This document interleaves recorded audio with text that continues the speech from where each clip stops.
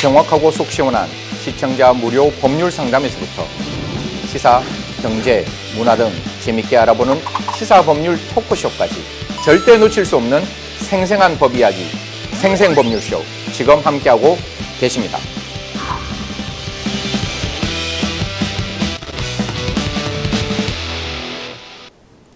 네, 오늘 데일리 탑 이슈 주제는요, 아동 성범죄자죠. 조두순의 복지급여 논란입니다. 지난 2008년에 이 전 국민을 충격에 빠뜨렸던 이 8살 여아 성폭행 사건이죠. 일명 조두순 사건으로 불리는 사건 이후에 12년이 지났고, 범죄자 조두순은 사회로 돌아왔습니다.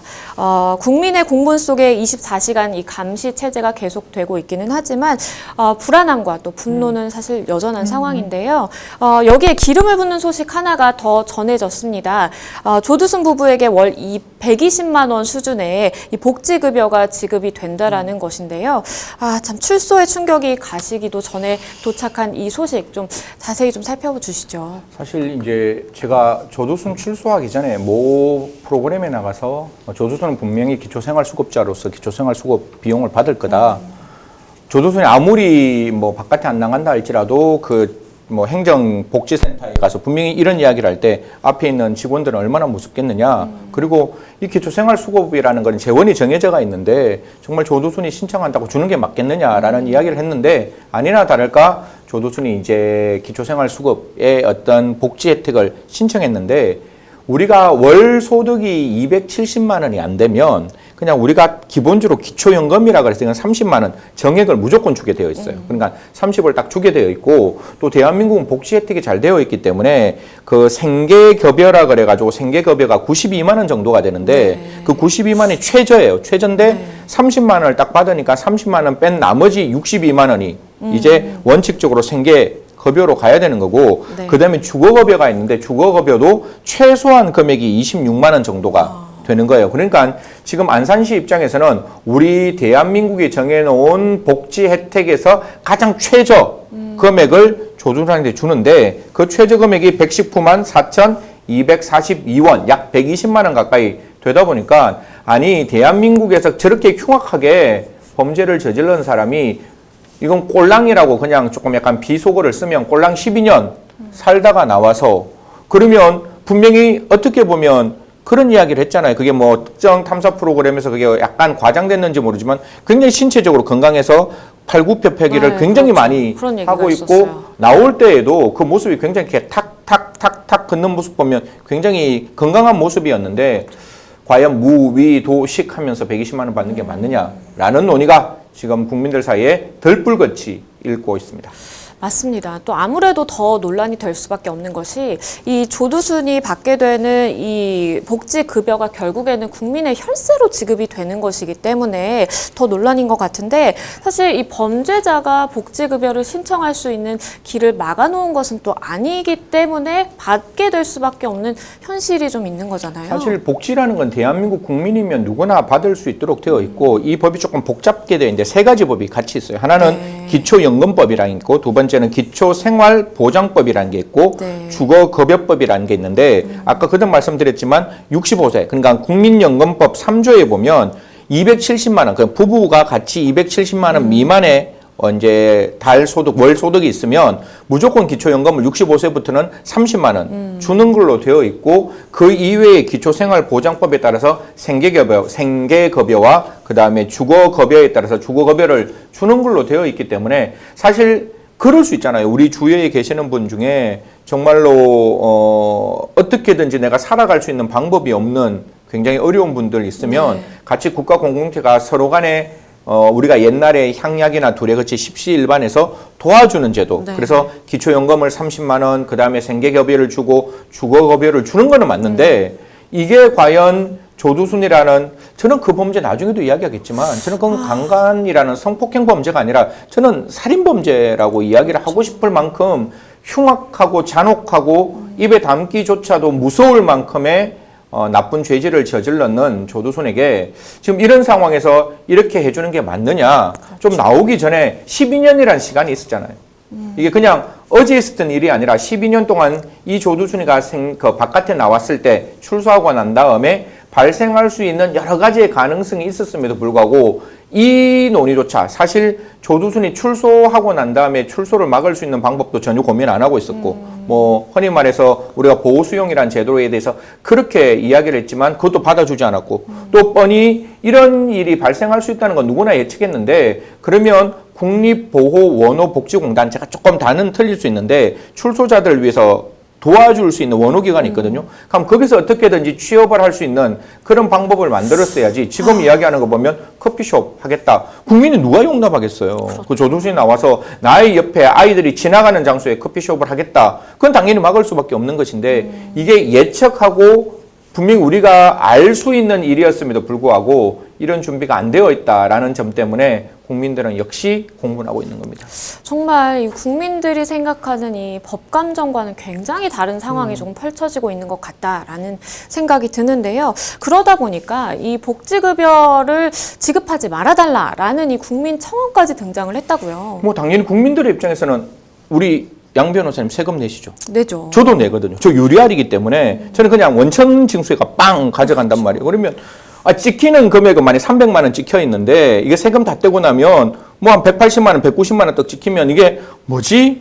스쳐 뭐 지나가는 거죠. 그러니까 사이버머니로 쓱 지나가는 그렇죠. 이 돈이 정말 내가 국가에서 도움을 줄 사람에게 준다면 그거는 절대로 뭐 말하지 않고 더 낼 수도 있는 부분인데 기부도 할 수 있는 부분인데 그 국민의 세금이 조두순한테 쓰인다고 보면 정말 피가 반대로 흐를 수 있을 만큼의 화가 날 수밖에 없는 거죠. 그래서 국민들 입장에서는 안 된다, 막아라. 그리고 앞으로 조두순 이외의 조두순과 같은 그들, 김건식이라는 이제 굉장히 흉악한 사람이 올 9월에 출소를 하거든요.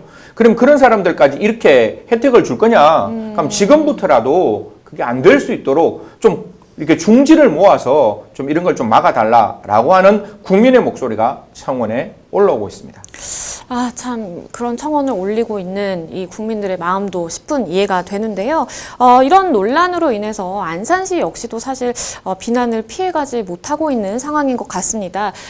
이에 대해서 안산시의 입장은 좀 어떤가요? 뭐 안산시도 저는 되게 답답할 것 같아요. 왜냐하면 공무원들 입장에서는 법이 그 사람에게 그러한 행동을 했을 때 주라고 복지가 되어 있으면 줄 수밖에 없다. 어쩔 수 없죠. 예를 들어서 조두순 65세 이상이고 그다음 270만 원 미만이고 사실 이게 개인정보에 관련됐기 때문에 그 부인이 만성질환이 있대요. 근데 그건 우리는 알 수 없지만 그게 분명히 안에서는 스크리닝을 했을 거라고요. 들여다봤는데 이거 취업하기 좀 어렵네? 그럼 조두순 입장에서는 내가 뭐 다른 걸 하고 싶어도 못하네? 그러면 월소득 없네?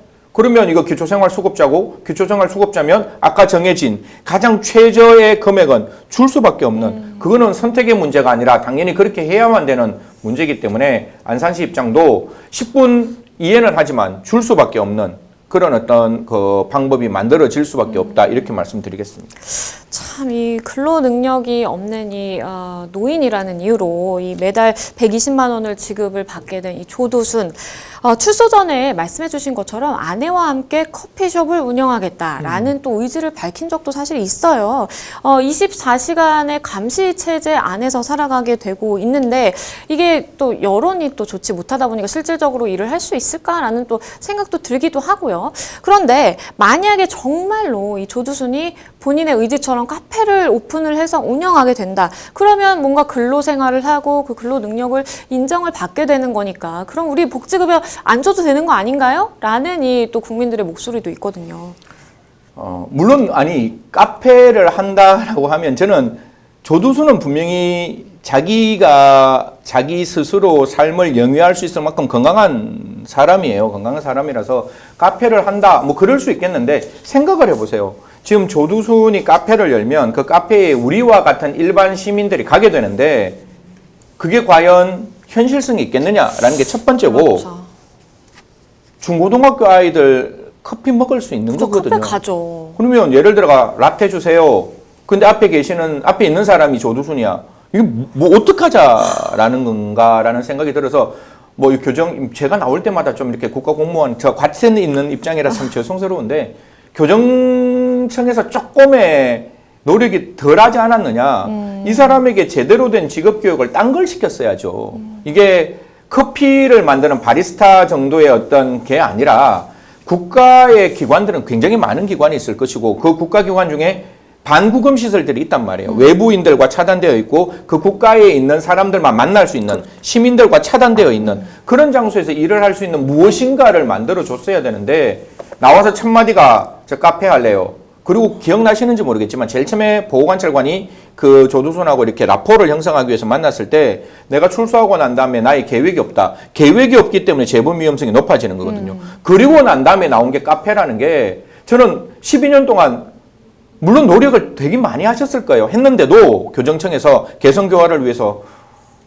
이게 조금 아쉽지 않나라는 생각은 분명히 그 아쉽다는 생각을 지울 수는 없습니다. 예. 그렇죠. 저도 좀 같은 생각인데 직접 복지급여를 신청하기도 했고 내가 출소 후에 카페를 운영하겠다라는 말도 한 만큼 뭔가 이 사회의 구성원으로서 좀 잘 살아가고 싶다라는 좀 의지는 본인은 분명한 것 같아요. 근데 이와 관련해서 사실 조두순의 사회생활, 사회복귀 많은 분들이 좀 불안해하고 계시거든요. 그 관리 좀 어떻게 되고 있나요? 뭐 국가는 목숨 걸고 관리하고 있을 거예요. 왜냐하면 조두순이 다시 한번 특정 성범죄를 저지르면 국가 공권력 자체가 저는 무너지는 경우가 발생하는 거기 때문에 법무부에서는 안산준법지원센터 전담보호관찰관을 지정하고 또 단원경찰서 특별대응팀이 만들어져 있고 경기 남부경찰청 기동대에 약 한 20-30명 1개 대대가 이제 감시 활동을 하고 있다라는 어떤 활동을 하고 기억나시는지 모르겠지만 제일 처음에 조두순한테는 아무런 그 준칙이 없었어요. 네가 나오고 난 다음에 이렇게 해라, 이렇게 해라, 이렇게 하는 게 없었어요.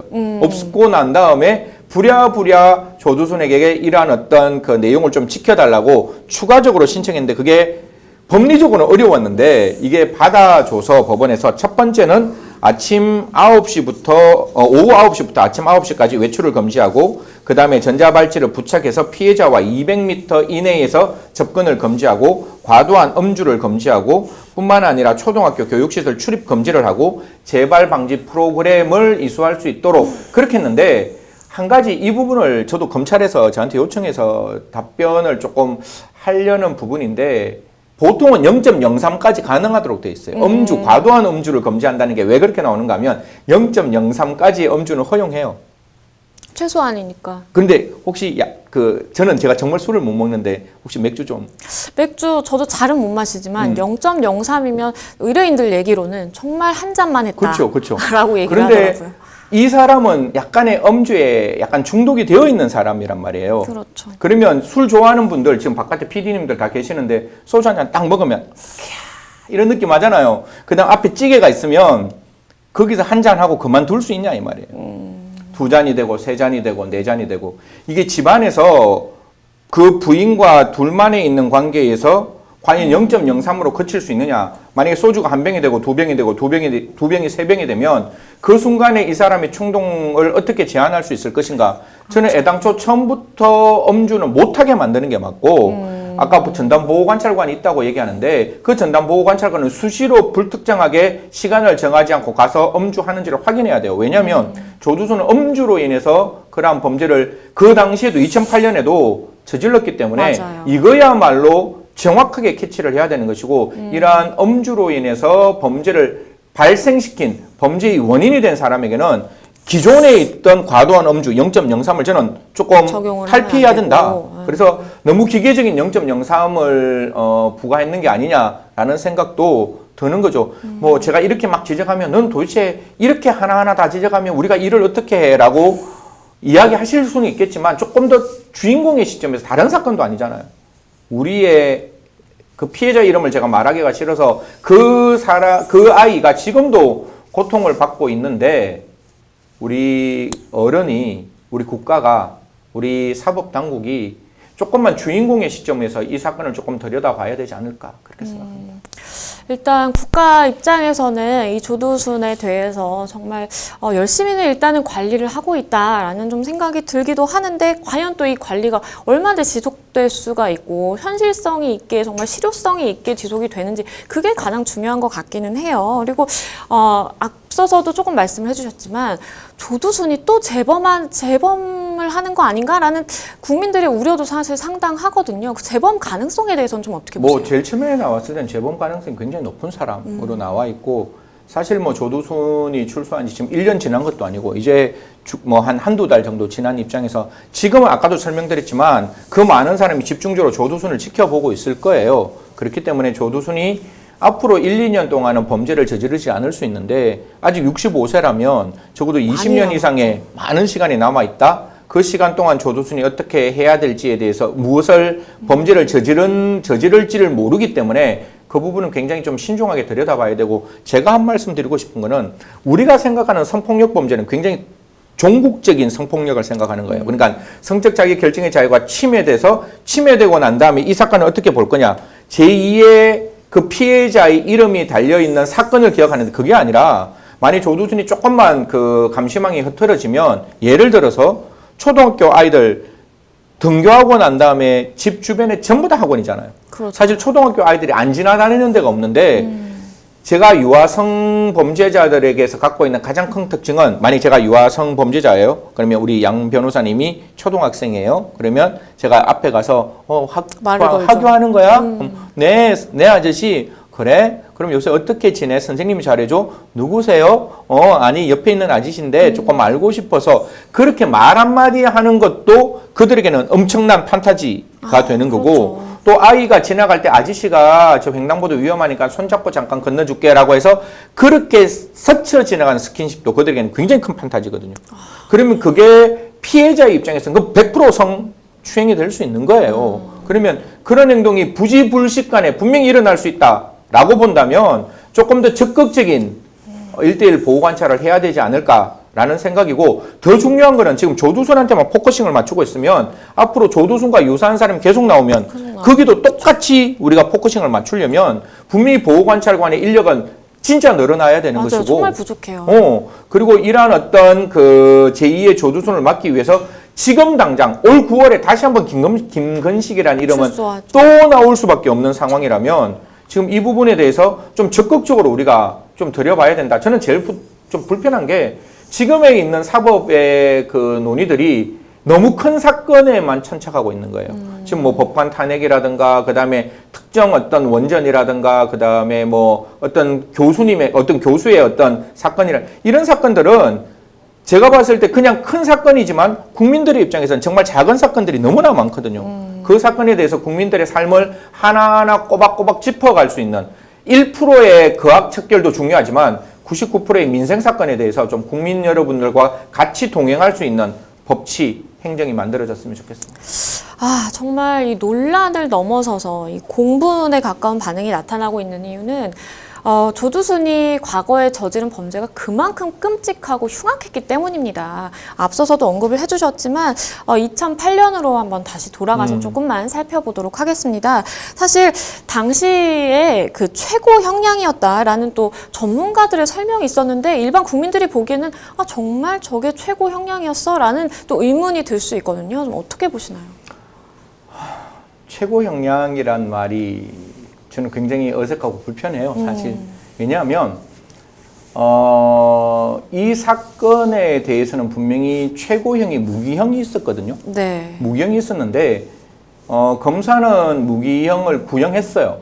그 앞에 뭐 잘못된 건 다 빼고 그냥 그 순간만 볼게요. 검사가 무기형을 선고를 했는데 법원이 아까 말씀 주신 심신미약 감경 법의 형법 10조에 심신미약이 딱 되면 무조건 그 당시는 형을 2분의 1로 딱 잘라야 되기 때문에 의무감경이요. 예, 무조건 법률상 감경에 대해서 절대로 무기형은 나올 수 없게끔 되는 거예요. 딱 심신미약이 딱 되는 순간 이건 무기형이 안 나오는 거야. 정말 불합리한 그렇죠. 것 그렇죠. 같아요. 그렇게 돼서 이게 무기형이 안 나올 수밖에 없고 그 당시에는 유기형의 상한이 지금은 30년인데 그 당시 15년밖에 안 됐으니까 그 15년에 근접한 10여 년이 나왔으니까 어느 정도 법정형이 나온 게 아니냐라고 보는데 저는 그 다음 대목이 너무 이상하다는 거예요.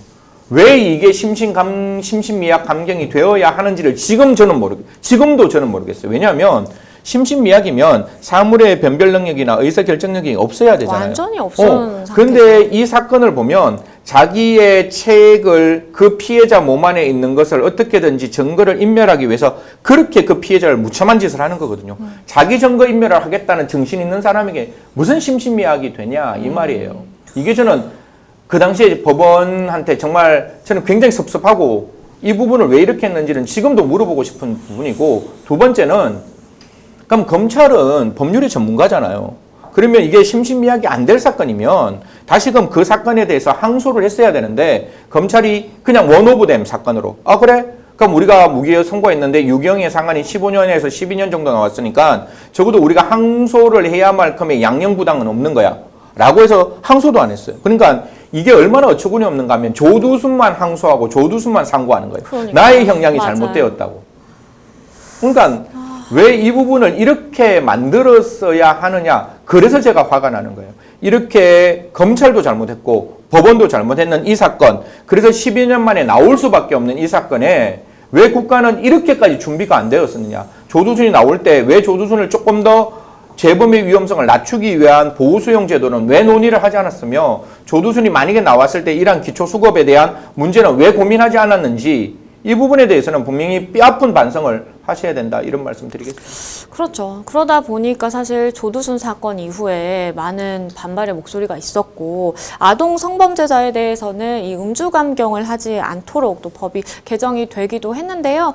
이런 조건을 전제한다면 승희 의원님께서 지금 보시기에 2021년을 기준으로 조두순의 형량 좀 판단해 보시면요. 지금은 사실 심신미약 감경이 두 가지로 바뀌었어요. 원래는 제가 2009년 그 양형 기준을 만들 때 제가 무슨 이야기를 했는가 하면 성범죄를 할 때 음주를 하면 조금 더 피해자에게 가혹한 행위를 하기 때문에 음주했는 걸 가중처벌합시다라고 했다가 제가 굉장히 학회에서 굉장히 이상한 사람으로 몰렸었거든요. 지금은 당연하게 생각이 지금은 되는데요. 그러니까 그게 양형 기준에 들어갔고 또한 강서구 PC방 사건 때문에 그때 심신미약에 대해서 감경할 수 있다를 감경하여야 한다를 감경할 수 있다로 바꾸자고 얘기했을 때도 굉장히 이상한 사람. 넌 책임주의 원칙을 모르는 사람이라고 이야기했는데 일단 그 두 가지는 다 바뀌었습니다. 그래서 지금 현재는 적어도 성폭력 범죄에 대해서는 음주를 했을 때 그 행위는 절대로 감경되지 않고 용기를 얻기 위해서 음주를 했을 때는 가중처벌 받는다.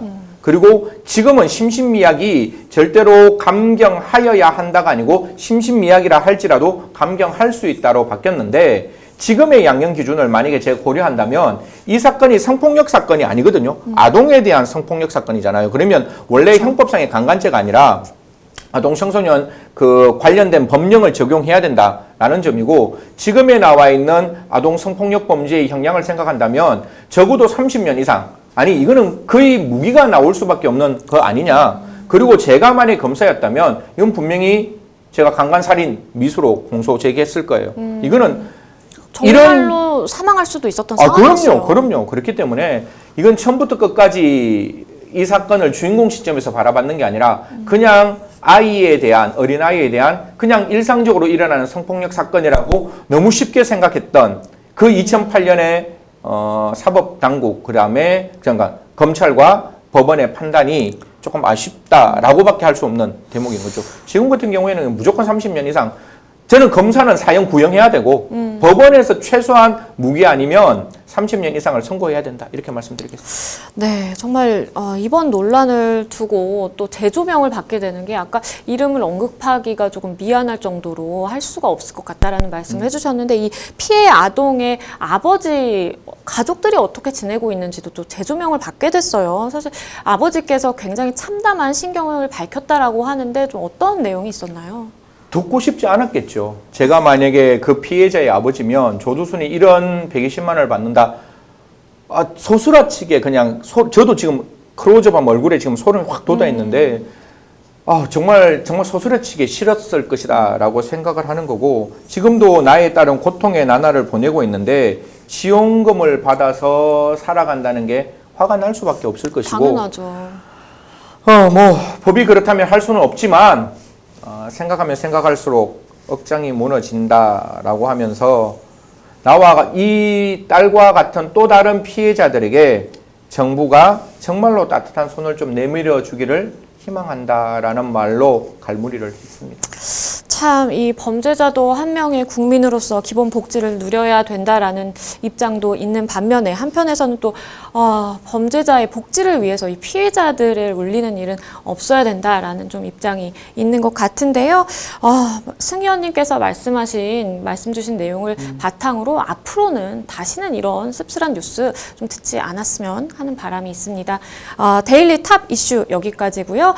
다음 시간에도 더 따끈따끈한 핫 이슈로 다시 다시 돌아오도록 하겠습니다. 여러분은 지금 생생법률쇼와 함께하고 계십니다.